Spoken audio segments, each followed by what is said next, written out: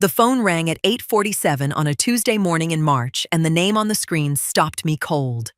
Deshawn. I stood in my kitchen with a dish towel in my hand and just stared at it. 10 years. Not a birthday call. Not a holiday. Not one word when Warwick had his procedure 2 winters ago. Nothing. And now his name was sitting on my screen like no time had passed at all. Like silence was something you could just decide to end on a Tuesday. I let it ring 3 more times before I picked up. My name is Mavette. I have been married to the same man for 44 years. I raised one son with everything I had, and I have spent the last decade learning how to live with a grief that does not have a funeral. That morning, I thought maybe that grief was finally over. I was wrong. His voice came through calm, measured. The kind of calm that does not come from peace, it comes from preparation. He said he had been thinking, that life was short, that he wanted his son Lemuel to know his grandparents before too much more time slipped away. He said he wanted to have us over for dinner, said he had a place now, a real house, that he wanted us to see it. Said Saturday. Said March. I said very little. I listened the way you listen when you are afraid that if you speak, something fragile will break. When we hung up, I stood at the kitchen window for a long moment. Then I walked to where Warwick was sitting in the front room and I told him. I watched his face. He did not smile. He did not say praise God or finally or anything I expected. He just went quiet. And I want you to understand something. Warwick is not a quiet man. In 44 years, I have never once had to wonder what Warwick was thinking. That silence was the first thing that frightened me. Before I go any further, if you are watching this and you have not subscribed yet, I want you to drop a comment and tell me where you are watching from. I have people finding me from all over, and it never stops meaning something. Now, let me get back to what I was telling you. We agreed to go. Saturday dinner, Deshawn's house. I told myself it was the right thing. I told myself people change. I told myself Lemuel deserved to know us, and we deserved to know him. Warwick said, okay, but he said it the way a man says okay when he means something else entirely. That night, I lay in the dark, listening to Warwick breathe beside me, slow and steady, the way he always sleeps, the way that used to be the most comforting sound in my life. And I could not close my eyes. It was not fear exactly. It was something quieter than fear and more persistent. A small, cold thing sitting at the base of my throat that I could not name and could not swallow down. Deshawn had chosen March, not the holidays, not a birthday, not the summer when the days are long and everything feels easier. March. And lying there in the dark, I kept turning that over. There was something specific about that word that would not leave me alone. Something about the timing that my mind kept circling back to without knowing why. I did not sleep that night. I just lay there and waited for morning, with one question I could not yet answer, pressing down on my chest. Why March? We paid for that wedding without being asked. Deshawn never sat us down and said, Mama, Daddy, I need help. He just started planning like the money was already his, the venue, the catering, the honeymoon to a place I had never been myself. And we paid it. Every invoice, every deposit, because he was our son, and that is what we believed parents did. The first year of their marriage, he came back. Not grateful, not humbled. He came back with his hand out and a tone in his voice I had not heard before. Something just beneath the surface that I could not name then but understand completely now. He wanted more. Another investment. Help with debt, he claimed, was temporary. Money for opportunities that somehow always required urgency. When Warwick told him no, quietly, across our own kitchen table, I watched Deshawn's face do something I have never forgotten. It did not fall. It hardened, like a door closing from the inside, that no cost us something we did not know we were spending. He pulled back after that. Small distances at first, shorter visits, calls that went unreturned for days, conversations that somehow became tense over things that never used to matter. Every disagreement started turning into proof, in his mind, that we did not support the life he was trying to build. I remember thinking at the time that marriage had changed him. Looking back now, I think something else had already started settling into him long before any of us recognized it. Then the baby came. Sylvania gave birth to a boy they named Lemuel, and for a brief, foolish moment, I believed that a grandchild would reach whatever that hardened place in Deshawn had become. I believed a baby would soften him back into someone I recognized. It did not. The cutoff came without warning and without explanation. 1 week, we were in his life. The next, we were not. No argument, no final conversation, no door slammed, just silence. Complete and total, the way only deliberate silence can be. I will not tell you what those first months felt like. Some things do not survive being put into words. Then, about 8 months after he cut us off, something arrived in my mailbox. A photograph. No envelope with a return address, no note tucked inside, just a picture of a baby boy, fat-cheeked and squinting into sunlight like the light was something new and worth investigating. Lemuel, maybe 8 months old. I stood at that mailbox for a long time. More came over the years, always photographs, always unsigned, always arriving like they had simply materialized. No explanation, no request, no acknowledgement that they were being sent at all. I never called, never wrote back, never confirmed to anyone that I was receiving them. Not because I did not want to, because I understood immediately that whoever was sending them was being careful, and careless gratitude from me could expose them. I kept myself protected in the only way I knew how. But I knew who was sending them. I knew why. And I understood that the woman my son had married was doing the only thing she safely could, making sure I knew my grandson was alive and growing and squinting into sunlight. I never lost him entirely. She made sure of that. I carried that quietly for 10 years. Saturday morning, I stood at our bedroom mirror putting in my earrings, and Warwick appeared in the doorway behind me. He was already dressed. He looked at my reflection for a moment, and then he said it. Low, certain, the way he says things he has already decided are true. Something is not right, Mavette. I looked at him in the mirror. Then I turned and I kissed his cheek and I said, I know. We're going anyway. He did not argue.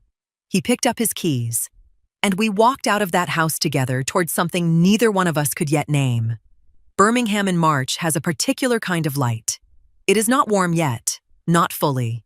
It sits low and pale over everything, the kind of light that makes the city look like it is still deciding what kind of day it wants to be. I noticed it through the passenger window that Saturday morning and thought, that is exactly how I feel. Warwick drove. He had not said much since we left the house, which I understood. He had said what he needed to say the night before. Now he was just driving. Both hands on the wheel, jaw set in that way of his that means he has moved past words and into something quieter and more certain. I watched his hands. I have watched those hands for 44 years. I know every mood he has ever had by the way he holds a steering wheel. I had dressed carefully that morning. A good blouse, my good earrings, the ones I wear when something matters. I told myself I was dressing for a reconciliation dinner. I told myself I was dressing to meet my grandson properly for the first time. Somewhere around the third traffic light, I said a small prayer. Not long, not elaborate. Just, Lord, let this be real. We were getting close, I could feel it before I could see it. The neighborhood shifting around us, the streets narrowing slightly, the houses sitting back from the road at a particular distance. I knew this street. Not because I had ever driven it, but because I had seen it in photographs. 10 years of unsigned pictures arriving in my mailbox had given me the shape of my grandson's world, without a single word of explanation. I recognized the turn. Then my phone lit up. A number I know by heart. Not saved under any name, I never saved it, never confirmed to anyone that I had it memorized.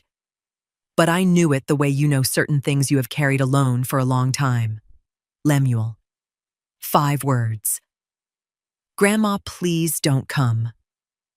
I read it once. I read it again. Then I turned the phone so Warwick could see the screen without me having to say anything out loud. He read it. He did not ask me what I thought. He did not look at me for a long moment or suggest we think it over.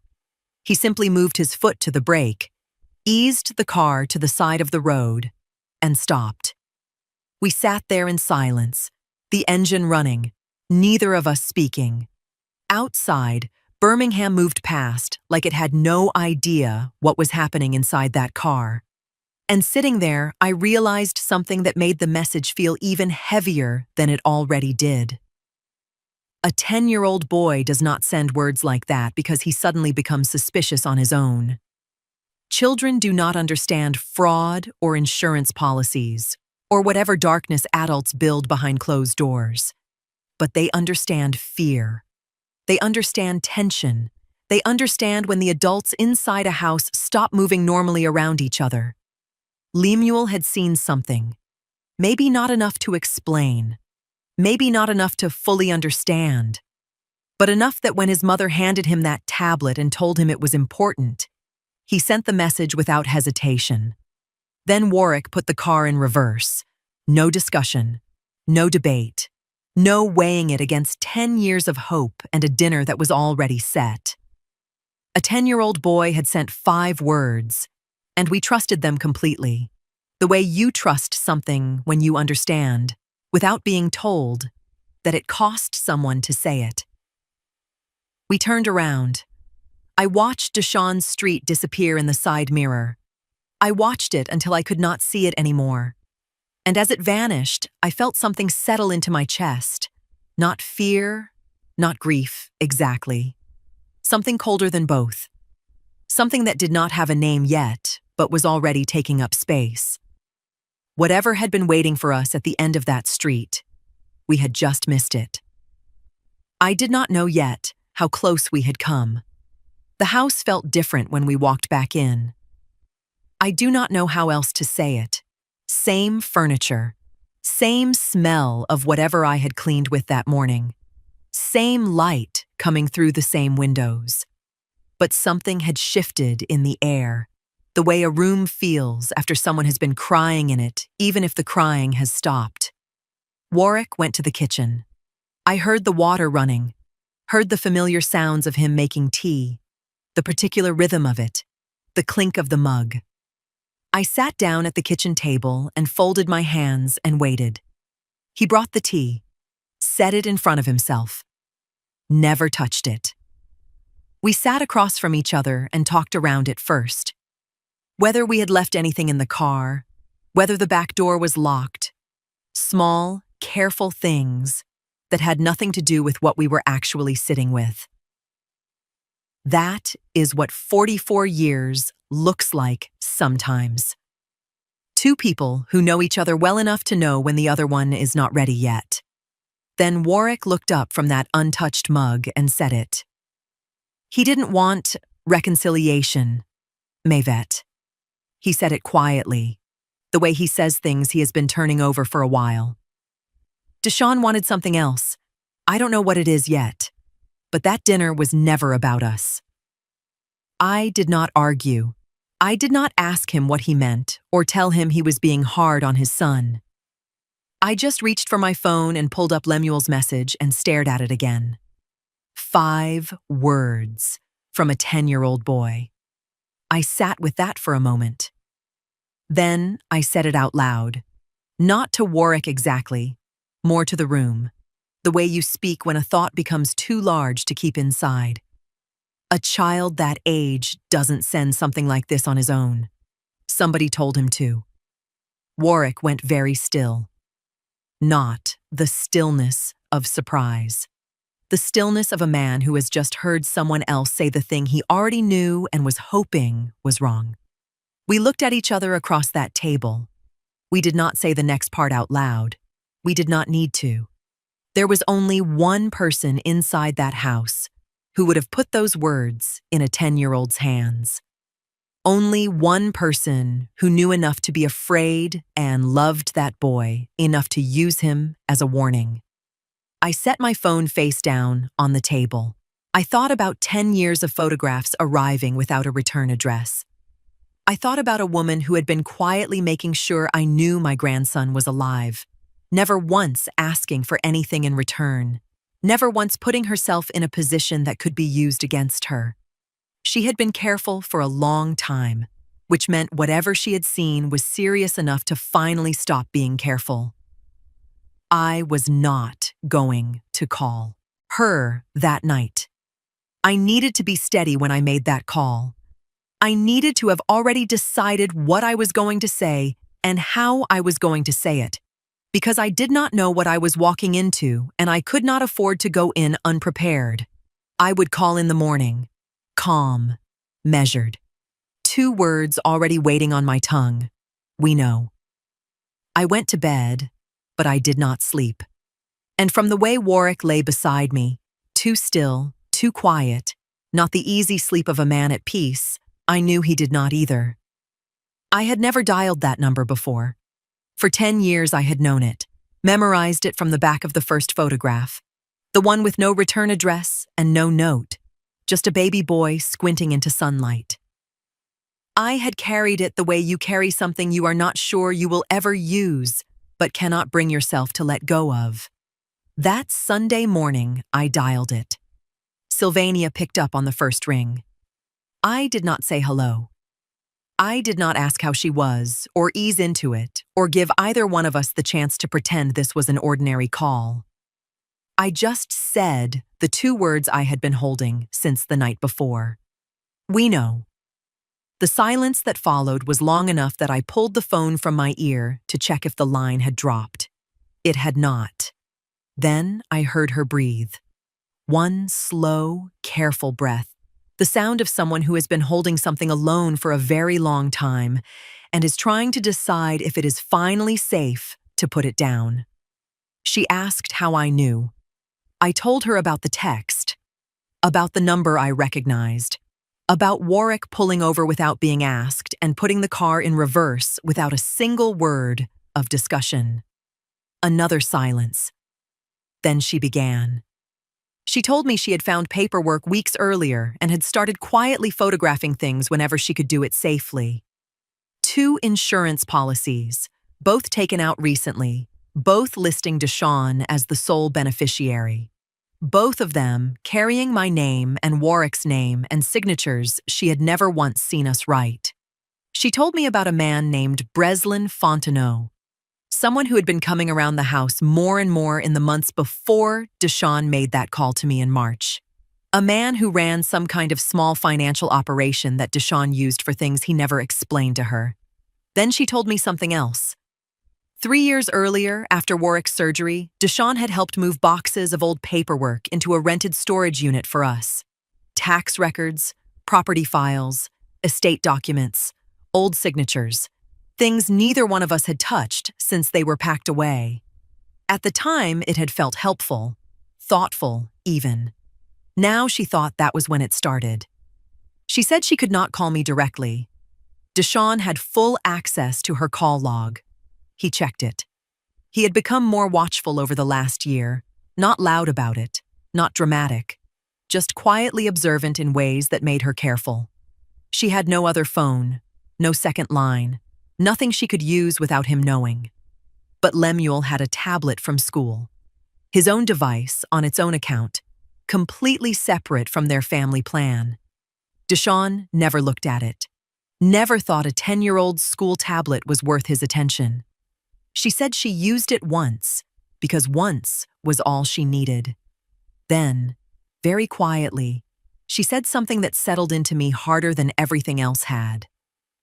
Lemuel knew something was wrong in that house before he understood what it was. Children always know fear before they know language for it. I listened to every word without interrupting. When the call ended, I set the phone on the counter and stood there. I do not know how long I stood there. Then, something gave way. Not loudly. Warwick was outside and I was alone in that kitchen, and what happened in those next few moments was mine, alone.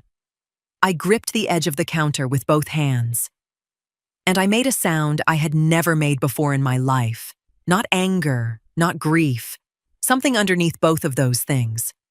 The sound of a mother who has just understood, fully and completely, the size of what her son was willing to do. It lasted less than a minute. Then I turned on the faucet, washed my face, dried my hands, stood up straight. I walked to the back door and called Warwick's name. He came inside and looked at my face and did not ask a single question. He just sat down and waited while I told him everything. Every word Sylvania had said.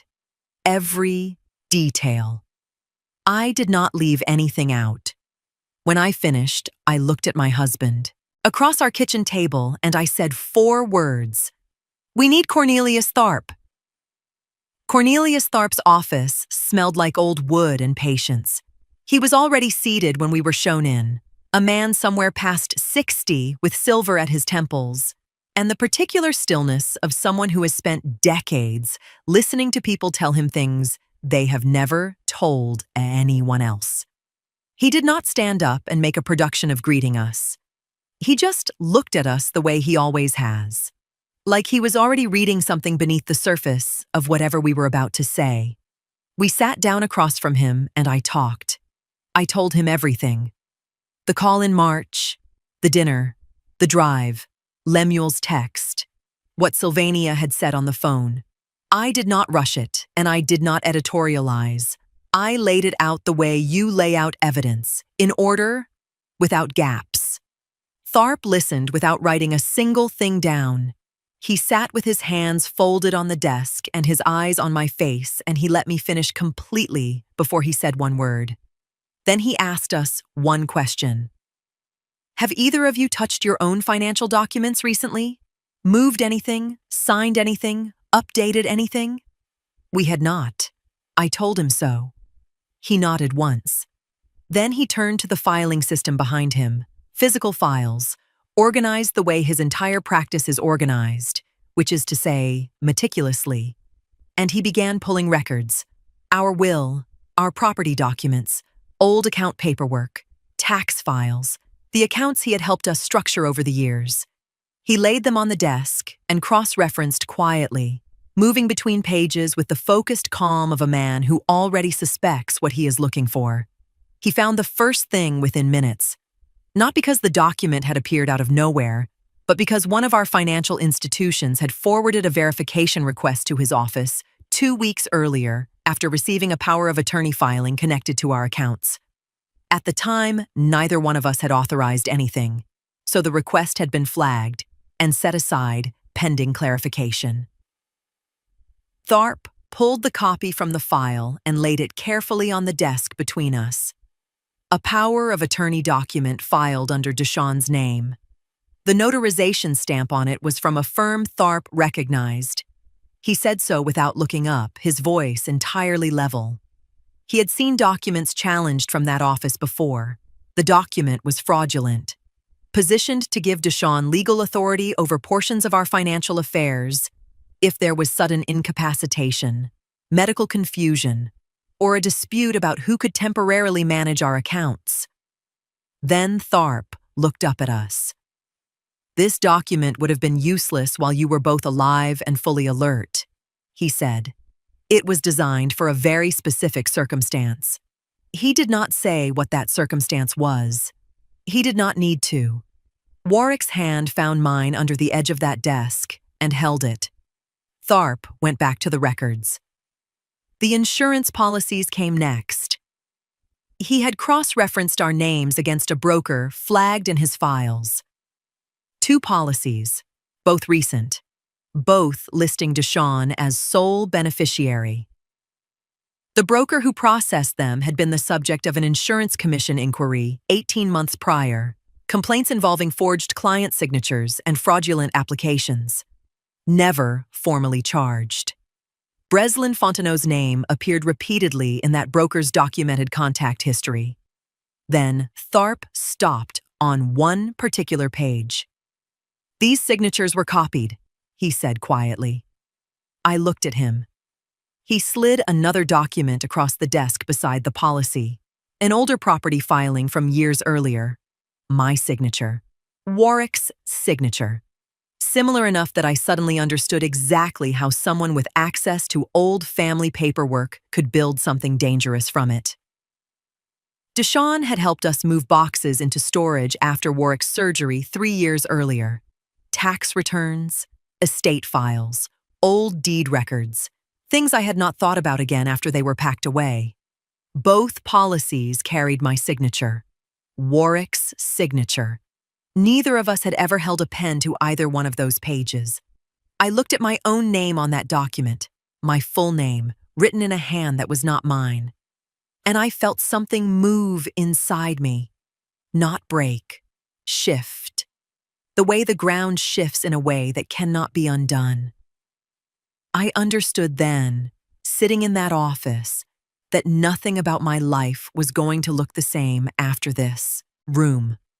Tharp removed his glasses, set them on the desk with a quiet precision that in another context might have seemed casual. "I'm going to make a call," he said. "There's someone you need to meet." He was not what I expected.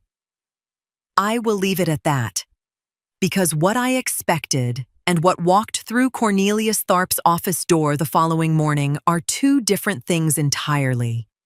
And the distance between them told me something before Garland Odom said a single word. Tharp made the introduction briefly, the way he does everything, no excess. Odom had worked financial fraud and insurance cases in the Birmingham area for 11 years. He and Tharp had crossed paths on 3 prior matters, and Breslin Fontenot's name was not new to him.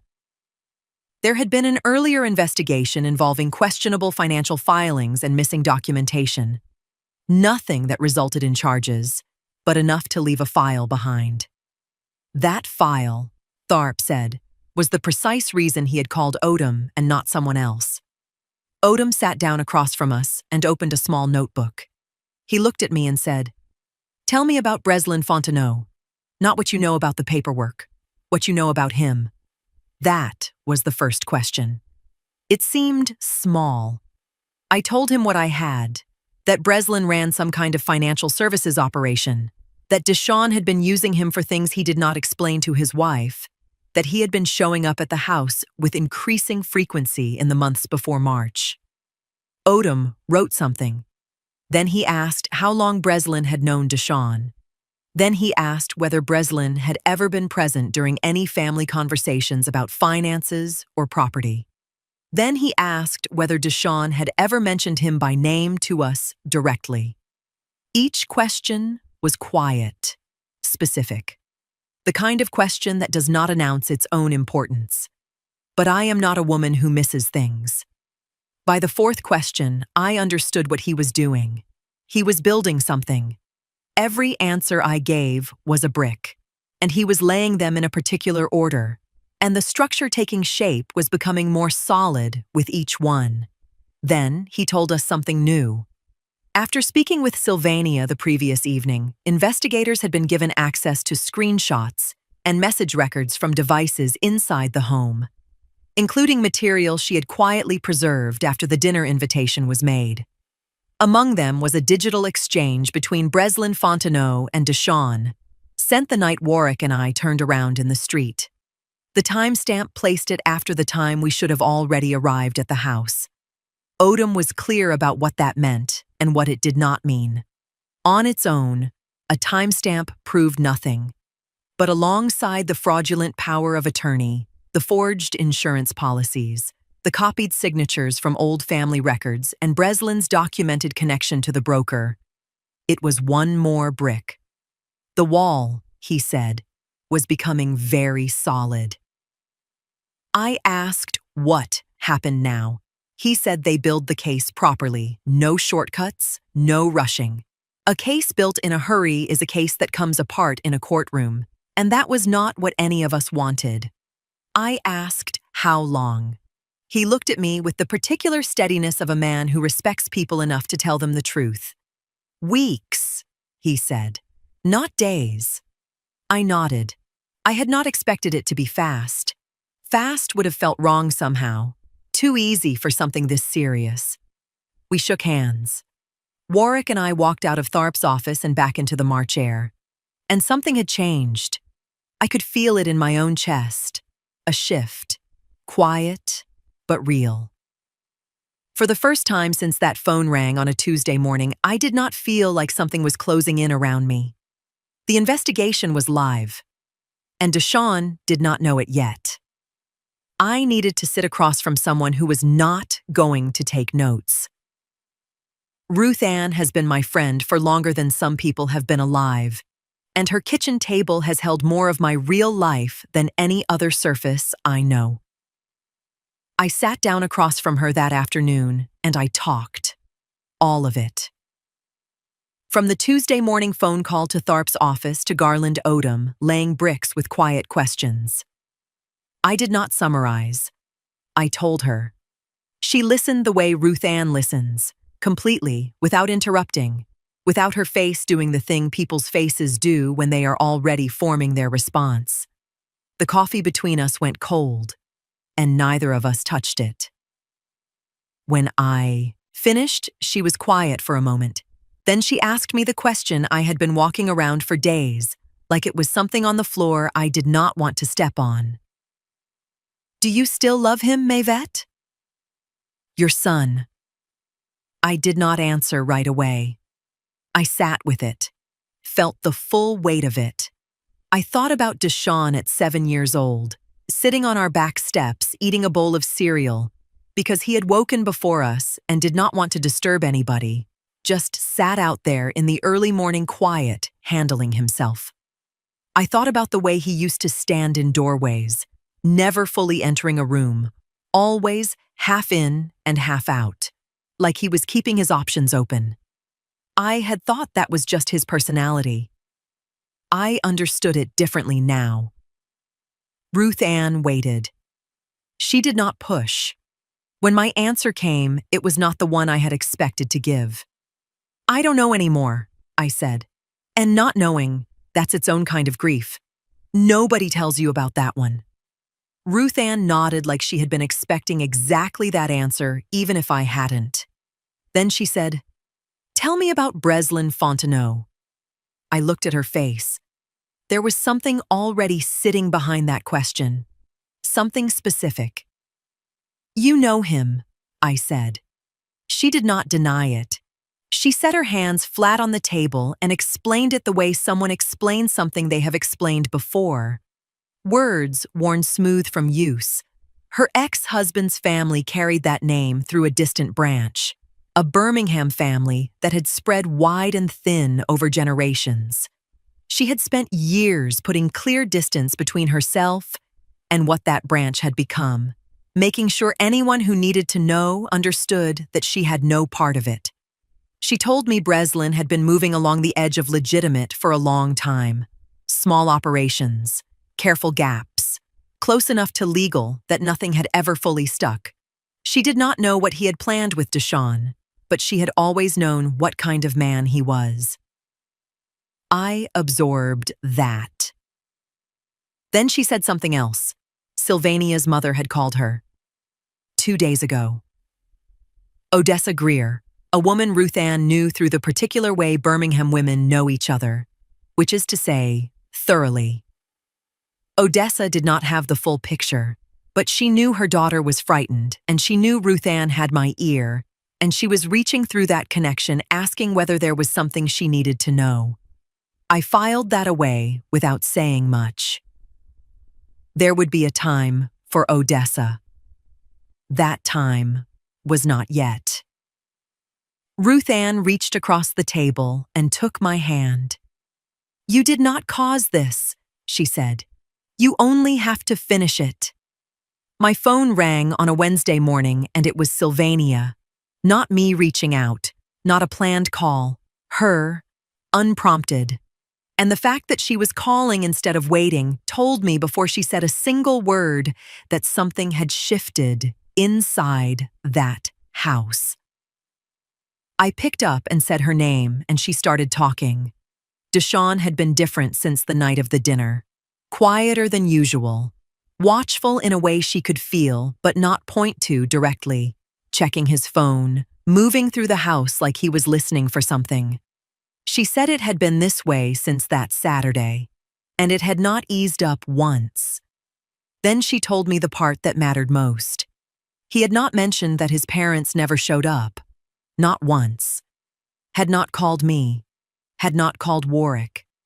Had not asked Sylvania what happened or whether she had heard from us or expressed any confusion about why a dinner he arranged went unattended by the people he invited. I want the people listening to understand what that means. A man who genuinely planned a reconciliation dinner and watched his parents not walk through his door would call. He would be hurt or angry or at the very least confused enough to pick up a phone. He would want an explanation. He would need one. The silence of a man whose good faith invitation went unanswered looks nothing like what Sylvania was describing. The man who said nothing already knew the answer to every question he was not asking. Sylvania told me she thought he suspected her. That something in the way he looked at her had changed. Not accusatory, not yet, but watchful. The kind of watching that meant he was deciding something. I told her to stay calm, stay normal, change nothing about her routine, nothing about how she spoke to him or moved around him. I told her the worst thing she could do right now was let him see that she was afraid. She said she understood. Then she said, and this is the part that stopped me cold. Lemuel had asked her why Daddy seemed sad. A 10-year-old boy. Noticing his father's mood after a dinner that to his knowledge simply did not happen. Carrying that observation to his mother because children carry things we do not ask them to carry and feel things we do not know they are feeling. I held the phone and did not speak for a moment. There is a particular grief that comes from knowing a child is caught inside something he should never have been anywhere near. It does not announce itself loudly. It just settles. I told Sylvania to start thinking about where Lemuel could be if things moved quickly. Somewhere safe, somewhere settled, somewhere away from whatever was coming. She said she had already thought about it. Her mother had a room ready. I did not ask how long that room had been ready. Some things you understand without needing them explained to you. I said, good. Keep it that way. We ended the call. I found Warwick in the front room and told him everything Sylvania had said. I watched his face move through it, the silence, the mood shift, Lemuel's question, the room at Odessa's. When I finished, he did not say anything. He just picked up his phone and called Garland Odom. Garland Odom called on a Thursday afternoon, and I knew from the first second of his voice that he was not calling to check in. He has a particular way of speaking when he has something real to say. Measured, unhurried, each word placed where it belongs. He told me he had news, and that he wanted to walk me through it carefully, which is the kind of thing a man says when the news is significant enough to require handling. I sat down and listened. Breslin Fontenot had made contact with someone he intended to bring into the financial side of what he and Deshawn had been building. A man who had handled off-book transfers for smaller financial operations years earlier. Not high-level crime, nothing dramatic. Just the kind of quiet money movement men like Breslin relied on when they wanted transactions difficult to follow. Breslin intended to use him to help move money through secondary accounts once the insurance payout came through. Someone to create distance between the payout and the people connected to it. That was the plan. Breslin had identified him and made his approach. What Breslin did not know was that this man had quietly cooperated in a previous financial fraud investigation years earlier. Not law enforcement, not an informant in any dramatic sense. Just a man who had learned the hard way what happens when you ignore the smell of something crooked. He still had contact information for the investigator who handled that earlier matter. The moment Breslin approached him, he reached back out. That contact, combined with everything already documented, the fraudulent power of attorney, the forged policies, the broker connection, the copied signatures, the digital records Sylvania had preserved, gave investigators the opening they had been waiting for. Breslin Fontenot was now under formal investigation. I sat with that for a moment. Then I took the first clean breath I had taken since March. Not a deep one, just a breath that did not have dread sitting inside it. That was enough. I asked about Deshawn. Odom said Breslin was the first domino. Once a man is formally under investigation, the case around him begins tightening from every direction. The documents were real. The signatures were traceable. The digital evidence was preserved. Deshawn's name was threaded through all of it. Odom did not need to say more than that. I asked one more question: whether Sylvania would be protected in what was coming. Odom's answer was careful in the way his answers always are, honest without being careless. He said that if Sylvania cooperated formally, her position in this matter would change significantly. He used the word cooperated deliberately. I heard it the way he intended it to be heard. I thanked him. I ended the call. Then I picked up the phone and called Sylvania. I did not tell her about Breslin. I did not tell her what Odom had said about the investigation or the domino or any of the machinery now in motion.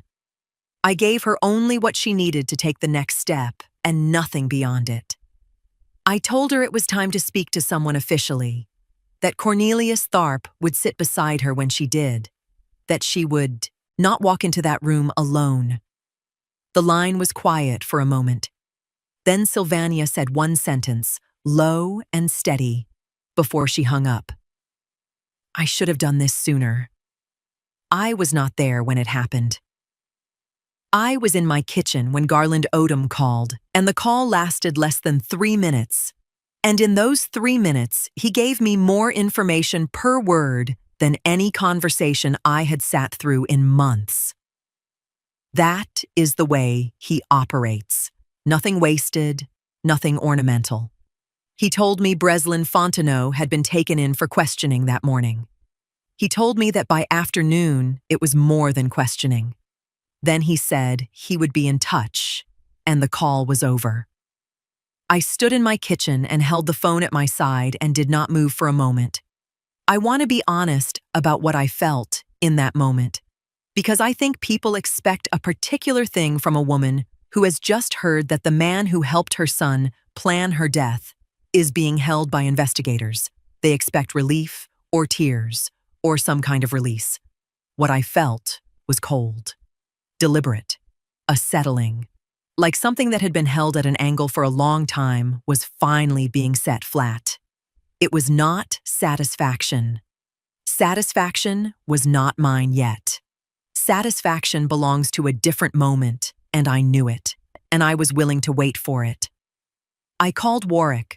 I told him what Odom had said, the questioning, the afternoon development, all of it in the same careful order Odom had given it to me.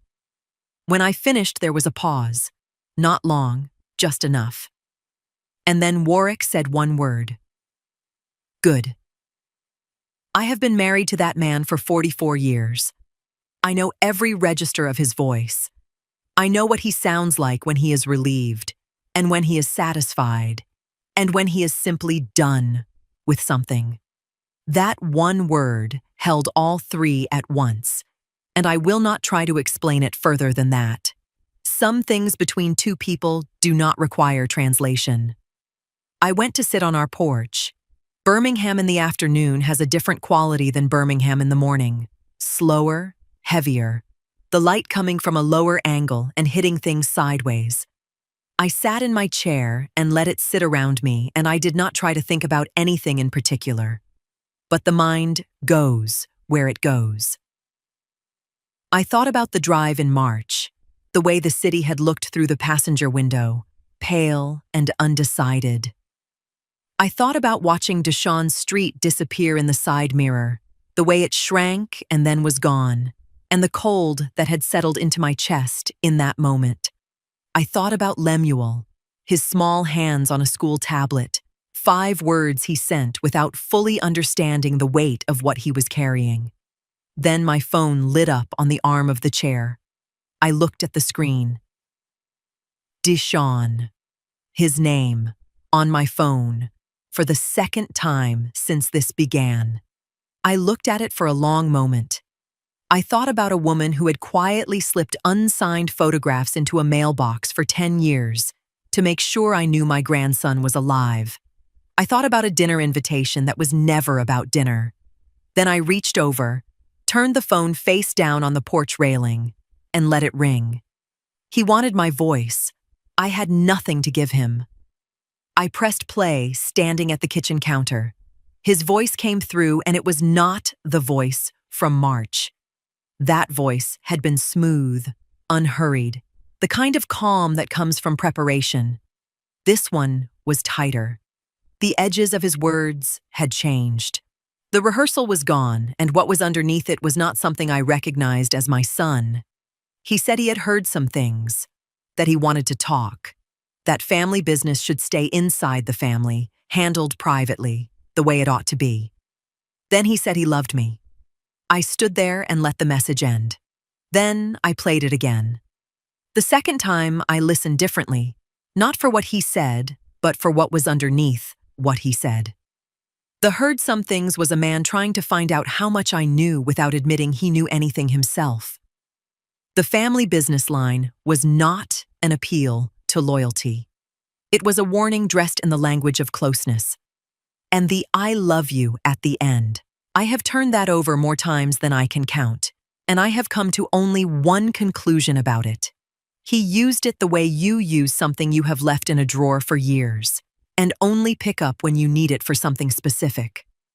The third time I played it, Warwick was standing beside me. He listened without moving. When it ended, he looked at me and did not say a word. He did not need to. We had both heard the same thing. I forwarded the voicemail to Garland Odom. Then I set the phone down and did not pick it back up for a while. Odessa Greer arrived that afternoon. Sylvania had called her and told her enough. That was all Mayvette knew about how it happened. Enough. Odessa had gotten in her car and driven to Birmingham without being asked and without calling ahead to announce herself, which told me everything I needed to know about the kind of woman she was. I thought about what Ruth Ann had told me weeks earlier, Odessa calling her, reaching toward me through the only channel she had, asking whether there was something she needed to know. I was not surprised to see her standing at my door. I was relieved. We sat across from each other at my kitchen table. The same table where Warwick and I had sat with cold tea and unspoken fear after the drive. 2 mothers with the wreckage of 1 man between us, and neither of us pretending otherwise. Odessa said she had known. Not the plan. She was clear about that. Not the specifics of what Deshawn and Breslin had built together. But she had watched her son-in-law become something she did not trust. And she had stayed quiet because Sylvania loved him. And she had believed, the way mothers believe things they need to believe, that love was going to be enough to redirect him. She said she was done staying quiet. She told me she was going to sit beside her daughter through every step of what came next. Every room, every conversation, whatever it required. I looked at this woman across my table, and I thought about Ruth Ann in her kitchen asking me the hard question. I thought about Sylvania pressing a school tablet into her son's hands and trusting him to send 5 words at exactly the right moment. I thought about Odessa driving to my door without being asked. Not one of them had waited for my permission. The army had assembled itself, and Deshawn was running out of time. He just did not know yet how little of it he had left. There is a particular kind of waiting that has weight to it. Not the waiting of uncertainty. I was past that. I knew what was happening behind that closed door, and I knew what it was going to mean. This was the waiting of a woman who has set something in motion and must now sit still while it completes itself without her. Tharp's outer office held 3 of us that morning. Warwick on one side of me, close enough that I could feel the steadiness of him without either of us having to speak. And across the room, Odessa Greer, hands folded in her lap, face composed in the particular way of women who have already done their crying, somewhere private, and arrived having decided what they are going to be instead. We did not talk much. There was nothing to say that the room was not already holding. When Tharp came out, he did not make us wait for it. He sat down across from us and he told us what Sylvania had given. The insurance paperwork, both policies, the forged signatures, the activation dates, the timeline of Breslin Fontenot's involvement, documented from the first time he appeared in that house to the last conversation Sylvania had overheard before the dinner was announced. Specific exchanges between Deshawn and Breslin. Words she had caught through walls and half-closed doors that she had carried alone until now. And the moment she found the documents. The moment she held them and understood what the dinner invitation actually was. All of it corroborating what was already in hand. The broker records. The fraudulent power of attorney. The digital trail from the night we turned around. Every piece fitting against every other piece without a gap. Tharp said the case was complete. Charges were being prepared. He said it the way he says everything, without decoration, without performance. Just the fact, placed in front of us, given the weight it deserved. I asked about Lemuel. Tharp told me Sylvania had already arranged it. Lemuel was not in that house. He was with his grandmother, away from whatever was coming, settled and safe. I looked across the room at Odessa. She gave me one small nod. No words. Just that. One nod from a woman who had driven to my door without being asked, and put a room together for her grandson before any of us had asked her to. I held that nod for a moment, and then I let myself breathe. Then Tharp said, there was one more thing. He said it carefully, the way he says things that require landing before anything else can happen. The insurance policies had a 30-day claim window tied to the date of their activation. When the dinner was scheduled, that window had exactly 30 days remaining. I looked at him. Deshawn had not chosen March because it felt like a time for reconciliation. He had not called because life was short or because he wanted his son to know his grandparents. March was a deadline. The dinner was the last viable date inside a financial window that was closing and would not reopen. Everything, the call, the voice, the careful words about family and time, had been scheduled against an expiration date. The room went completely quiet. I did not speak. I did not move. I sat with the full shape of it, the planning, the precision, the patience of a man who had looked at a calendar and chosen a Saturday in March and called his mother's phone and made his voice sound almost right. Then I exhaled, one long breath. And that was all. I made a choice not to be there. I want to be clear about that. It was not circumstance, not timing, not something that was decided for me. I chose it deliberately, the way I have tried to make every decision in this story. I did not want the image of my son in handcuffs to be something I carried for the rest of my life. Not because I did not understand what he had done, not because I had forgiven it, but because I am his mother. I was his mother before any of this began, and I will be his mother long after it is over, and some things, once seen, cannot be unseen. I was protecting myself. That is not weakness. It is the specific kind of strength that does not need anyone watching to know it is real. By then, almost 4 months had passed since the morning Deshawn called in March, asking for reconciliation. 4 months of interviews and document reviews, and careful timelines, and waiting rooms, and signatures, and people speaking in measured voices behind closed doors. Long enough for Birmingham to move from cold mornings into heavy summer air. Long enough for the thing hanging over all of us to finally reach its ending. Garland Odom called me that morning and told me what happened the way I needed to hear it. Clinical, factual, no excess. I listened. I thanked him. I ended the call. Then I went to find Warwick. We took our coffee to the porch. The same porch we have sat on through 44 years of ordinary mornings. Good ones, hard ones, and everything in between. Birmingham was waking up around us the way it always does, slow and unhurried, the light coming in low across the rooftops. I thought about that drive in March. The pale morning through the passenger window.